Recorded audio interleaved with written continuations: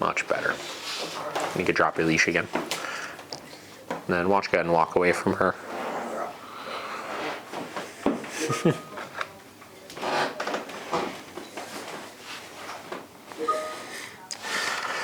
We'll let her chill there. We'll do a couple more of these. So obviously, like we talked about, first step, anytime we have guests come over, just get her just chilling a little bit in the presence of them. And obviously this is more beneficial than the crate because there's nothing holding her in, obviously. Not reinforcing the behavior. Yeah, it's not even that it's reinforcing the behavior. It's just when she's in a crate, because it's enclosed, one, that's going to amplify the behavior a little bit. And two, she's not keeping herself in there. Yeah. Right? Like, she's just in there because it's like, well, I'm stuck in here. I have no alternative, right? So, hypothetically, some people will try to do, like, the crate command with the door closed and, like, put them in a down in the crate or something like that, which is, like, it's not wrong. Like, it will work for some dogs, but because, again, they're in that more enclosed space and there is this sense of, like, I'm trapped, it's kind of fighting an uphill battle still. Where this, there's room, right? Like, she doesn't feel like she's trapped in that spot. She, you know, technically could, you know, if she wasn't holding herself there, get up and go somewhere else, things like that. So you see a little less intense of a behavior because of that. So.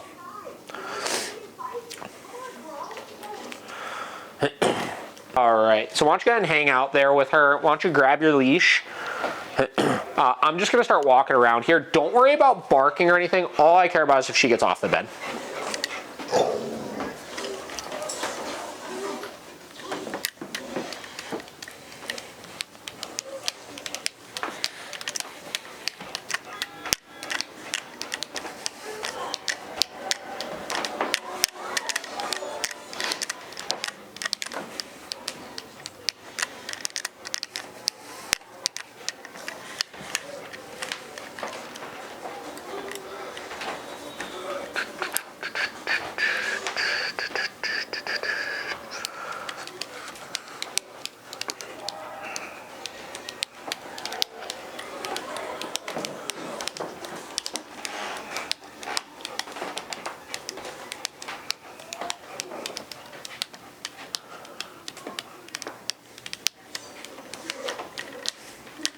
All right.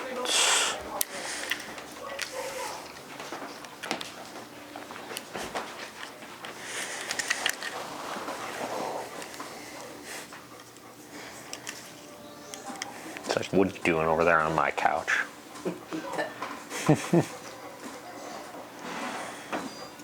All right, why don't you go ahead and drop your leash, and why don't you go ahead and come over here and sit on this one. I just want to see now more of like a social situation, her not being a part of it if she tries to get up or anything. And again, we're simulating exactly what I would do if I had a person come over, right? And realistically, the first couple of times you have new people come over, this is going to be what she does the whole time, you know? There's no expectation of her interacting and stuff until we start to see this energy simmer down a little bit. Yeah. And there's no amount of corrections and stuff you're going to apply that's going to make her just quote unquote like chill on her own, you know? It's just a matter of her just, she's engaging that brain right now and she's saying, okay, I know I need to focus on this. I'm really concerned about you over there, but at least we have half of her brain on this and we have an expectation we could hold her to. Yeah. And realistically, what I like to see is them then lay down, right? And then them kind of put their head down, and not because we're forcing them to do so, but because she's organically loosening up a little bit. So we're gonna kind of just let her chill there until we see that. Place.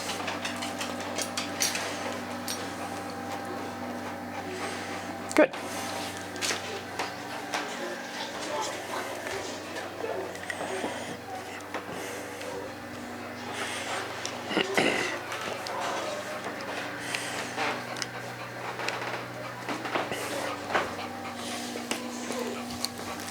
Okay. interacting with guests would be muzzle, place, low interaction. Yeah, so basically our process when we're introducing our guest to our dog or something like that, especially if we have a dog that has a history of these types of issues, is minimal expectations the first time or two, right? We kind of have to work at our dog's pace, you know? So I'm pushing the boundary and interacting with her, where your guest obviously wouldn't do that. Just because I'm her trainer and I need to know that in order to help coach you through this stuff, I can get her to do these things, right? But typically speaking, your process would be before your guest even came in the door, you would already actually have her on place, which we're going to work on in a minute here using the doorbell to simulate it and stuff like that. It doesn't ring. Oh, it doesn't? Okay, so people just knock usually, or you just let them in? It vibrates on my phone. Oh, it's genius actually. Yeah, I figure doorbells set dogs off. Yeah, I mean, that's a smart idea, obviously. Yeah. So we'll kind of simulate that process, though, of putting her onto the place and like letting somebody in kind of thing. So we would put her on place, obviously. I have the e-collar set all the way up for this right now. Like every correction we've given so far has just been on high, because when your dog's in that state of drive, obviously, I mean, she's hardly even reacting to it, obviously.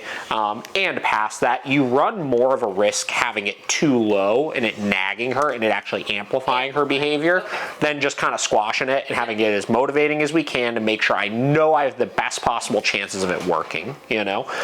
Again, I don't worry about the growling, the barking, stuff like that initially, because she's saying she's concerned. That's okay. I'm not telling you you can't say that you're concerned. I'm just saying that you need to keep it under control enough to not act on that concern. You know what I mean? From there, again, let's say person came in, she's on place, she gets up once, we correct her, put her back, and then you just kind of hang out and do your thing, right? And I would expect, again, if this is the first time this person's coming here, cool, well, she's gonna be on place the whole time. Okay. You know, whether that's 3 hours or what, she's gonna be on that place the entire time.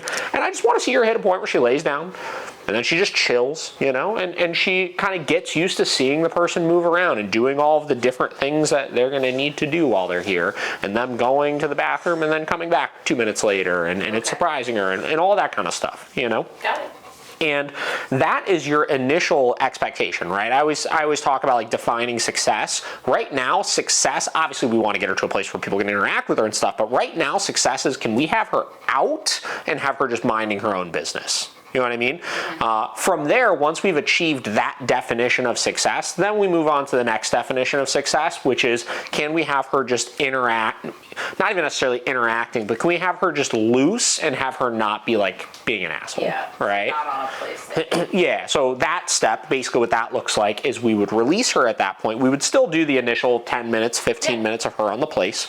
We would then release her. She would still have the muzzle on, obviously. And at that point, my instructions for my guests would be just ignore her, right? She can come up to you, right? She could sniff you, this, that. You could still do all the things you need to do, obviously.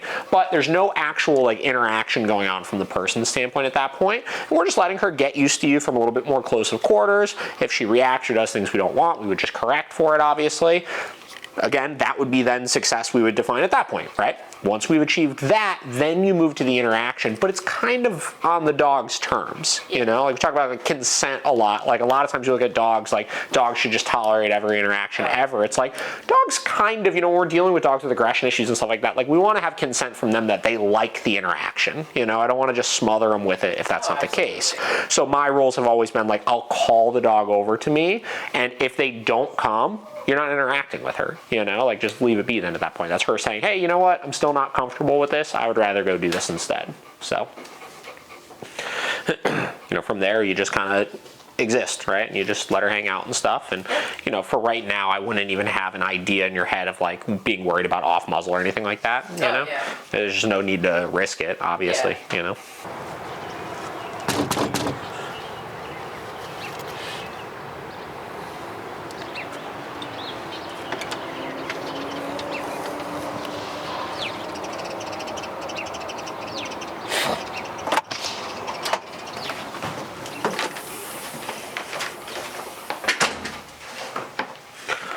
Excellent.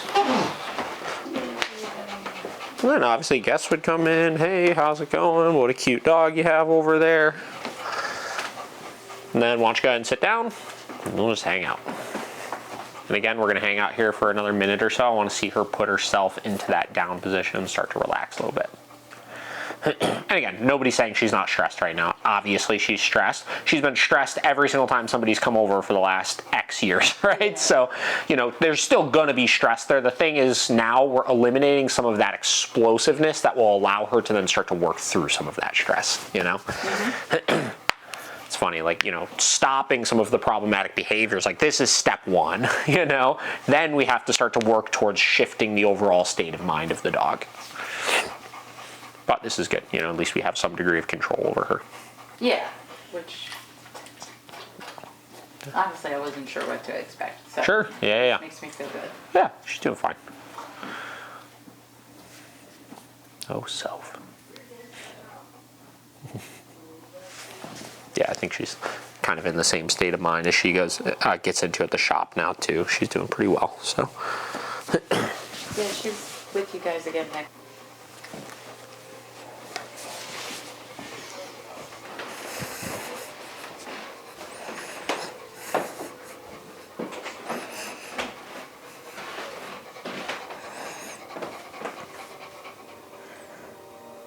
Doing pretty good, Soph. Doing pretty good. I think she looks good. Okay. I think we'll end that on that. She looks great. Cool. So, we'll do the next one here again. Like I said, my goal with watch her later on right now. Oh, I thought she was gonna do it. My goal with the next one is I want to see that when I get here, you're able to get that whole routine, right? Mm-hmm. Of getting her situated under the bed, letting me in, and her holding her there. You could have her off of the leash for it as well, and then just have your e-collar set all the way up for that. Okay. Just in anticipation, obviously. And if you have any other opportunities to work on it, go for it. You can even simulate it a few times. You know, go outside, knock on the door, practice that routine of calling her over, or look for situations where maybe she's comfortable somewhere else in the house and practice calling her to the bed off of the leash like that. I see what you're saying. Yep. You know, just to paint that different picture of calling away from the couch, calling away from the crate, calling away from over there. I was working on that last week because I don't have a lot of opportunities to do the come command. So I was trying to work on that with her. So I'll keep doing that. So that'll be a good one. But I think she looks good. I mean, that was definitely progress, so I'll take it. What's going on with Mr. Riggins? Bunch of this? Yep. Yeah, especially with Calvin. Yeah, especially with Sure. Was he like this with Michelle this week? Well, whenever we were in the little lobby, but then as soon as we walked over here, he didn't. Wasn't as bad. Yeah. Gotcha. All right. Let him chill out for a minute here. I know, dude. You're acting so tough. Good boy, that's it. How old is he? 2. 2? He just turned 2. No. Nice. Yeah. And has he kind of always been like this? Not until at the beginning he was fine, and then maybe like once we couldn't be outside. He was a COVID puppy, so when we couldn't be outside anymore, maybe like around Thanksgiving time. Sure. So 6 months. I gotcha. He just wasn't around people anymore. Yep. Okay. And then you started noticing the behavior kind of intensify, or? In the house. Yeah, around the house especially, and with the house, you just... Sure. Okay, I gotcha. And has he ever actually bitten anybody before? He's nipped 2 people on the back of the calf. Okay. Not hard to the rib skin or just like when they're not paying attention. He already like calms down and he's just like walking around. Then gets started. Yeah. Okay, I gotcha. So both those situations, they were ignoring him. They were just walking around. He was walking around, then suddenly, whatever, something happened, and okay, I gotcha. Yeah. Just kind of like, why are you in my house? Yeah. Maybe. Sure. Okay. And always like follow people and like he won't like nip them, but like he goes like right behind their heels, like he's doing to. Yeah. And it's like I like. He does that to our brother-in-law. Yeah. Like, just always like if you always like face him and look him in the eyes, he's like not gonna. Yeah. I gotcha. All right. How's his like food motivation and stuff? Does he have not much? Food motivated. Not food motivated? No. Bummer, dude. No, like we tried the like roasted chicken to take him to the vet with. Uninterested. Now let me ask you this: is he not food motivated in states of high stress, or is he just not food motivated? He's really not food motivated at all. No. Like, I mean, if it is like a roast chicken, he'll probably eat it, but like even with his like dinner and like treats, just like even we're just like when we were walking him around Sure. the neighborhood when we first got him, like make him sit at like before crossing the street or something. Yeah. And we gave him a treat, he would just leave it because he kind of just wants to go. In the morning, after he goes to the bathroom, we give him a treat. Sometimes he'll just drop it on the ground and leave And it. he'll just whatever he Yeah. wants. Picky. Yes. All right. All right. Well, you'll notice, obviously, I'm going to get working with him in a minute here, but a lot of this intro stuff, like, if I have a dog that's really apprehensive with new people, obviously, I try to just ignore them initially, let them kind of realize I'm not messing with you yet here, right? Nothing's happening. Chill out. You see he's kind of reverting to going and sniffing around and stuff, so that's good, obviously. What's your feeding schedule with him? We do 1 scoop morning, like breakfast, lunch, and dinner. So you do 3 meals a day still? Yeah. Yeah, Okay. well, he doesn't But really. he doesn't usually eat. Is there a reason you do the 3 meals a day? No. Just do it, just to do it? Well, and sometimes too, he doesn't eat morning.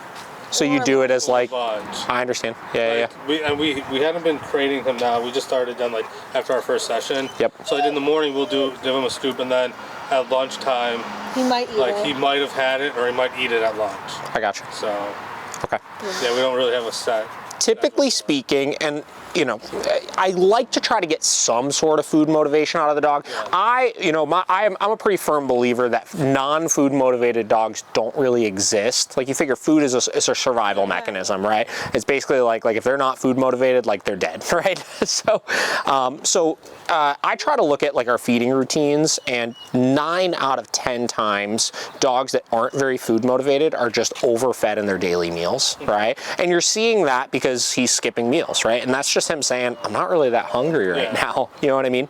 And listen, he's by no means like overweight or anything, but like he's regulating himself because he's being given too much food, right? And there's some days we'll do him like a third. Yeah. Pick up his food bowl and give it to us and like want more. Sure. It's like, Well, and that's just it. Unfortunately, with dogs, when they get themselves into this routine of like I skip a meal, then I skip another meal, then I gorge myself, right? Then I'm too full for the whole next day, right? Then it's like I skip a meal, and it just kind of never catches up with itself. So I would definitely like to see you guys get that feeding under control where it's consistent, because it's going to help you a lot with his motivation with things. I think it's healthier for the dogs, et cetera, et cetera. If he were my dog, what I would do right away, so you said you're doing 1 cup, 1 cup, 1 cup, or you're offering that much currently, and no, you're doing some treats on top of that, but not really? Treats when he goes outside to the bathroom. Any other like edible chews or anything you're giving him? He has a couple, what are those, Nyla bones?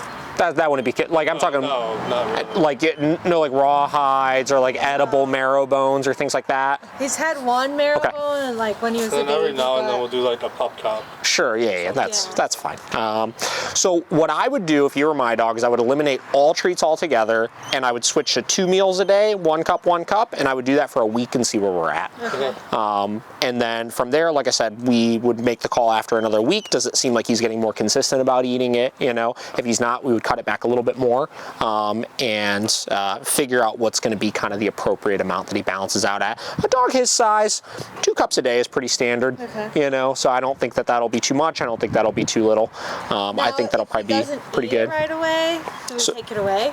Yeah, and then wait until the next meal time before you give it again. And then the big thing with it is it's not rollover food. So Like 2 cups, yeah, if he skips breakfast, he's not going to get 2 cups in the evening. He's just going to get 1 cup. Because again, we want it to catch up with himself. Where if you skip this meal, you're going to be hungry for the next one. Yeah, if you skip this meal, you're going to be hungry for the next one. Then you're going to eat it all. Then you're still going to be a little bit hungry, so you eat your breakfast. You know what I mean? Where if we give him that 2 cups in the evening, then same deal will fall into that trap where he's not hungry in the morning. So keep holding it with your left hand and hand me the leash with your right. And I'm going to trade you. I'm going to have you hold this. And then in a second here, what I'm going to have you do is you're going to let go of the leash, and then you're just going to stop walking, and I'm going to keep cruising with him, and then I'll tell you when to pick up with me. All right, you can go ahead.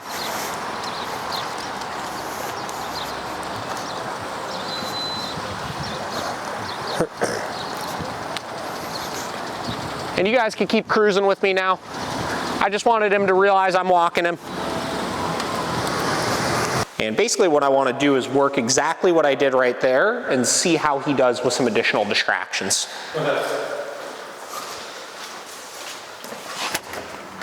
Oof, it's getting bright out.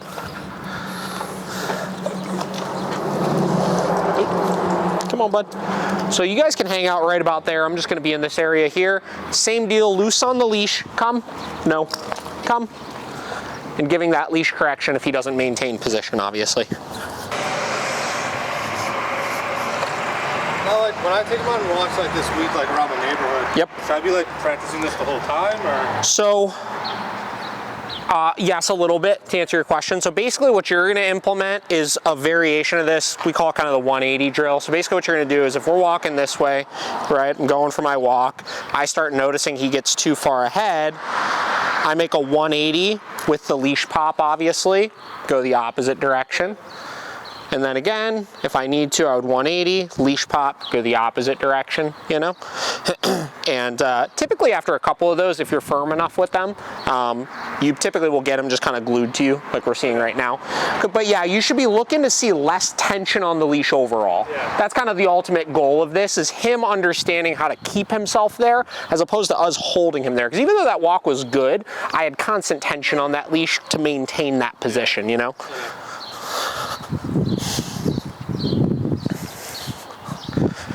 And this will be easier when we add the e-collar in, because that's going to do basically the same thing, but you should be able to get it looking a little bit better implementing this.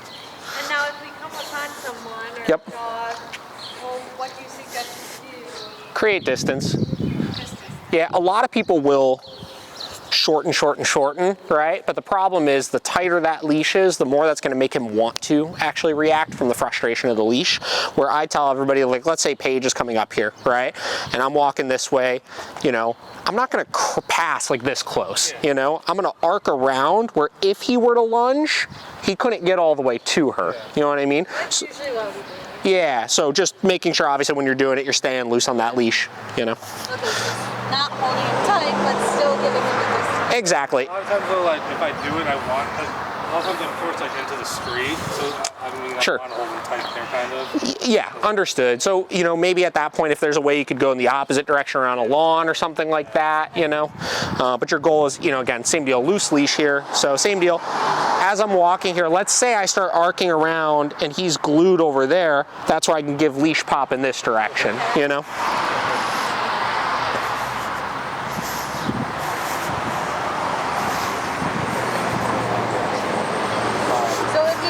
To like lunge or get on his legs, just pop him? Yeah, the pop should happen well before he gets on his legs, right? Because you should catch it the second he starts veering off, no, pop, right? And that should be able to shift that attention off and onto you. And again, easier said than done, I know. You know, it's going to take a little bit of figuring out exactly how to do it, obviously. But that's kind of how this starts to come together, you know? To keep moving versus stopping and making him just stop? Yeah, I mean, you kind of, at this point, because we're not addressing that stuff head on yet, you know, the goal is let's just get past it as quick as we can, you know? So yeah, the quicker you're moving, a lot of times, the less he's going to be able to fixate and engage. Okay. So, all right, so I'm gonna add a couple of those stops in here, obviously, like we were doing inside. Making sure you're staying with me. Good job, buddy. Come.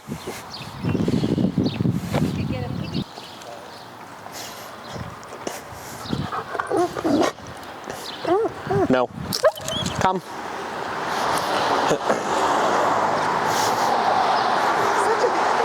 So obviously with dog distractions, once he starts hyping himself up, much more firm with that correction.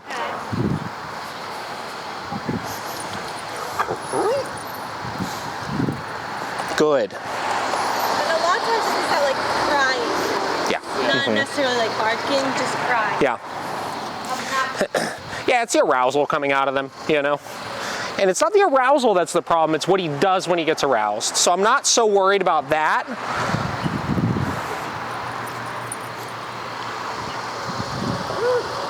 Good.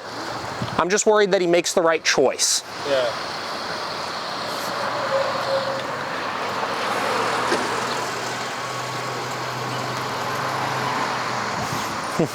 It's rush hour.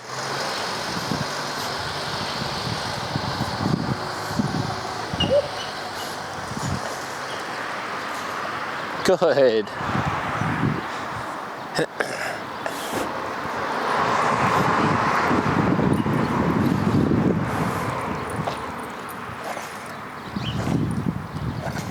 Dang, look at at that dog walking like a champ. Good job, buddy. She's doing pretty good, obviously.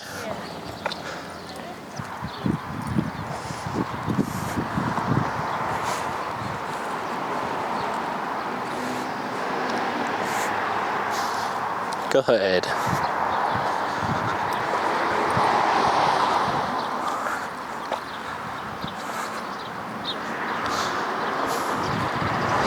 Good. Bridget, do you want to walk around us a couple times here?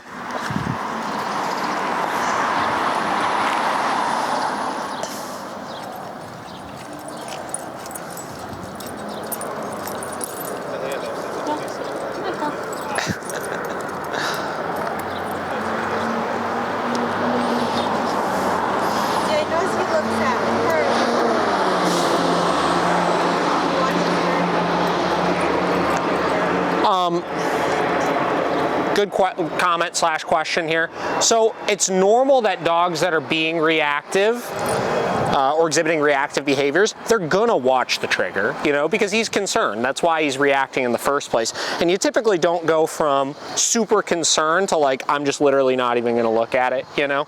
There's usually a little bit of a middle ground where it's like, I'm concerned about that thing and I'm gonna keep my eye on it, but I'm not gonna react. Instead of like looking at the dog, he was looking at her. Oh yeah, I mean, that's just, you know, he may be more concerned with people than he is with other dogs. That's just him telling us which trigger he cares more about, so. Good job, bud.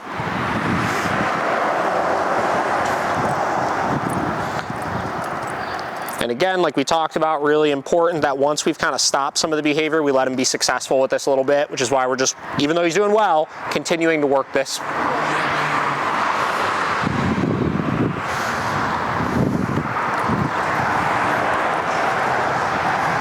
Good. Now once we get that food drive up, this is where we would start rewarding, obviously. Yeah, we'll see if, we should be able to, in the next 2 weeks, get that looking really good. You know, like I said, we'll see after this first week how he does with it. Might need to make one more adjustment to it, and then we should be getting somewhere with it. This is great. He's doing really well.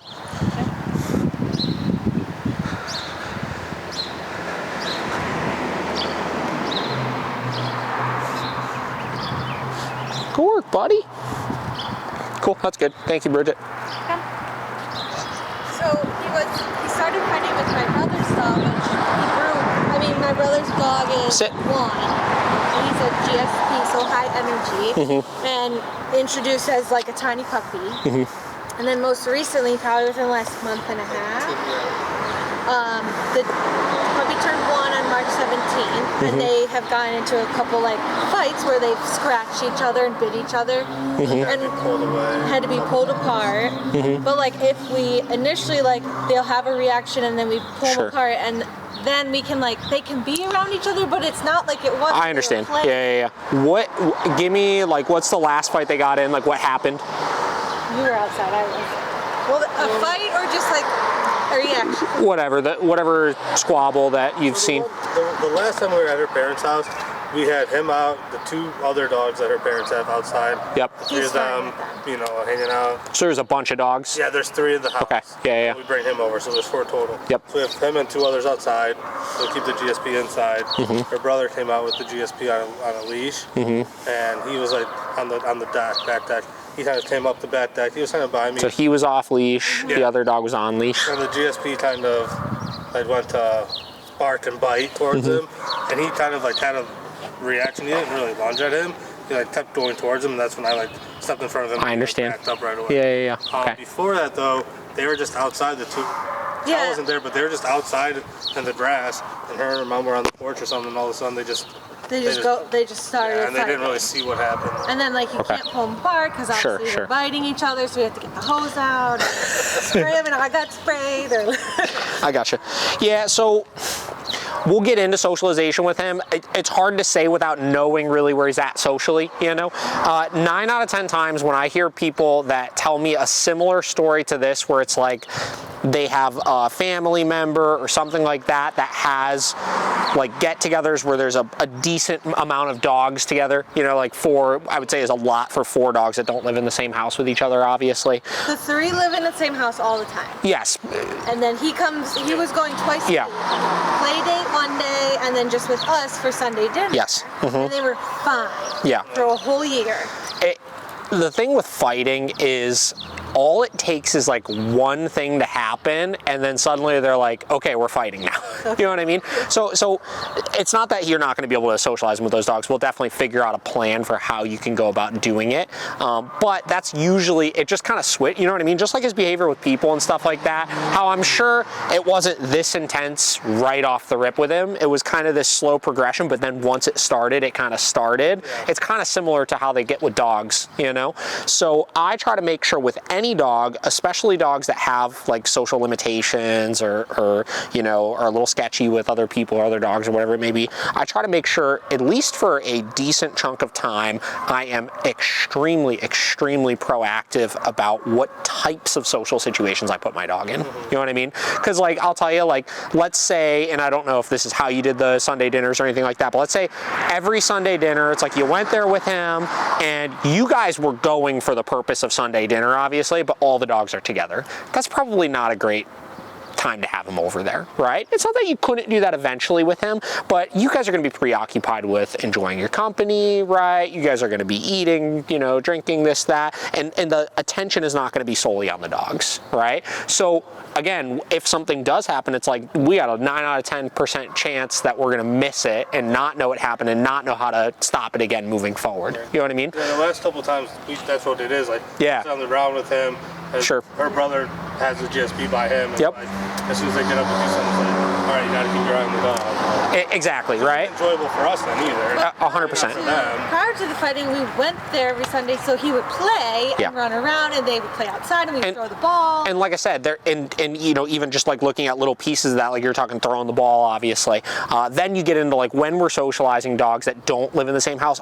It doesn't really matter how long they've known each other for. Dogs that don't live in the same house with each other are not going to have the same like relationship with each other. You know what I mean? It's just different. Like my 4 dogs, they have such a unique and interesting relationship amongst all of them. But if I just throw another dog in, like my sister has a dog, right? And when she comes over for certain things, like she'll bring her dog over and stuff like that. And still, even in those situations, we put the toys away, right? We put the food away. There's no treats or anything like that given out, because I just know that given the right circumstances, it can turn into a problem. Yeah. You know what I mean? So again, we'll get into socialization and stuff like that. There's just going to be some rules to like how you guys do it specifically to let it be really successful, so they could redevelop that relationship with each other that they had before. So does that answer your question kind of? And like I said, as far as why it happened, like I said, like yeah, like it sucks that they were good for a year then suddenly it happened, but he's a young dog still, right? He probably was hitting maturity around the time they started having problems with each other, and it kind of just, you know, built on it. Like honestly, the last time it was the other dog that started it. Sure. The other times you couldn't tell because they were just like, yeah. And then it started. So we don't know. It's hard to say, you know. And the cool thing is, as we get further along in the training and we get him remote collar trained and stuff like that, you could socialize him in the yard, and let's say hypothetically he decides I'm gonna go off on this other dog or something like that. Nope. You know, you could stop it like that, right? Yeah. That's kind of the cool thing about e-collars with some of this kind of stuff. And that's going to put you in a position where you can continue to socialize him and put him in all these situations and feel confident that if something happens, I know how to address it, right? So there's a lot that goes into socialization. We're going to spend probably a whole session or 2 sessions on just socialization alone with him, obviously. But right now, I want to really start to get a handle on some of just the reactivity to things he's not socializing with. Yeah, we're more concerned with like the people and that versus like socialization. If we can't socialize, then that's what. Oh, listen, no, we're going to get there. Like I said, we got plenty of stuff we got to work on with him. So we'll absolutely get you guys a good plan as far as socialization. We're just starting with, obviously, we got to get that attention on us, right? So I think he did phenomenal. I think that was really good, especially for my first time working him. I think we worked through some really good distractions. He's held this sit for the last 5 minutes while we've been talking, which is awesome, right? So hard. Doing super, super good. He'll be nice and tired for you guys. So biggest things you're going to be working on right now is adding in the leash correction. So you're going to try to stay looser on your leash, and you're going to be adding in your no with your pop, right? Now, biggest thing I tell everybody with this. Most people are way too light with their pop, right? You're not gonna hurt them, right? Make sure you're nice and motivating about it, around the distractions especially, and just get this under control. If you're finding yourself popping every 4 seconds, you're doing something wrong, you know? So I would rather give 2 or 3 good ones like we did inside and when we did out here, and have him just be in the zone from that point on, than have to nag him the whole time, you know? Okay. So keep that in mind with it. But I think he looks awesome.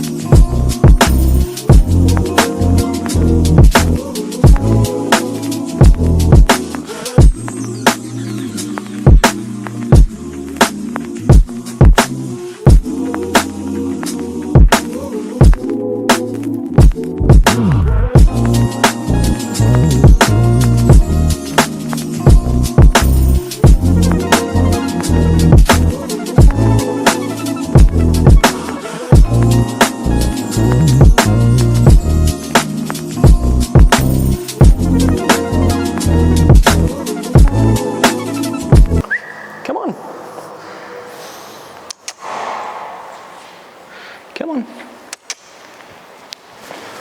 Good. Come here. Let's go. Sit.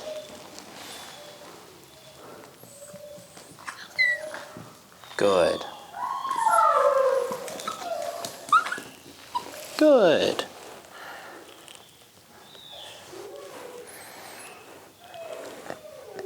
Okay. Sit.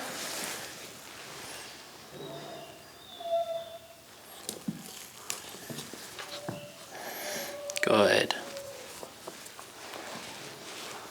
Good job.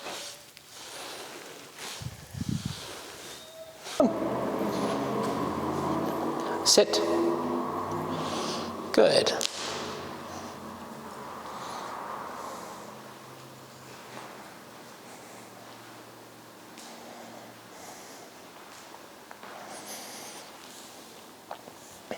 Good.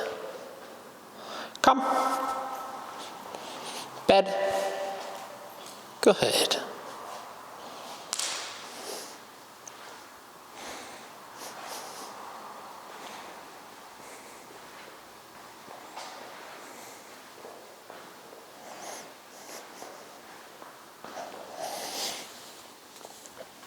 Good. Come. Come on. Good. Sit. Good.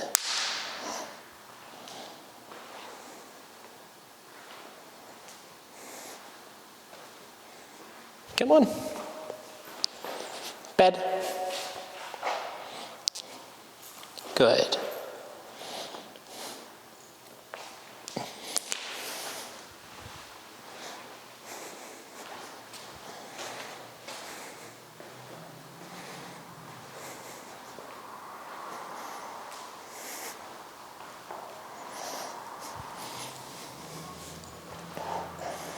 Come. Good. Sit. Good.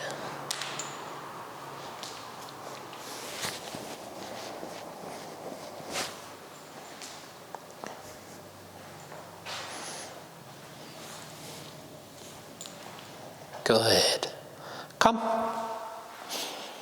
Bed. Good. A little distracted at the end there, but that looked pretty good. Yeah. Good work, pup. Okay, so When you're working on this, again, you're gonna work on those 3 things. So your walking, your sits, and your beds, obviously. Use your rewards while you're doing them, obviously, and I'm gonna have you use this collar for this week with her. We'll switch back to that slip once she's doing pretty well with this, obviously. Looked pretty good. I mean, that looked pretty good. That was the best it's looked so far. Like I said, it's finally starting to look like not a fight. Like she's starting to kind of get the hang of things a little bit. So that looked positive. As far as putting this collar on and off, come here. So any of these links come apart. So if you just grab one and slide it up like that, you just squeeze it out. Okay. Right. Got it. So I'm actually going to keep it off. Why don't you put her slip back on? And you have a regular leash to attach to this, right? I'm sure we. Something with a clip on it. Well, I don't know. We might have got rid of it since we got this one. I can get one though. Yeah, if you have just a standard leash or something like that, or honestly, like some people, especially with a dog this small, they'll like get like a piece of string and tie it to that or something. You don't need much. So, but yeah, work through those 3 commands with her. We'll jump back into the duration like I was ending with, where I was having her hold the sit stays and the bed stays next time.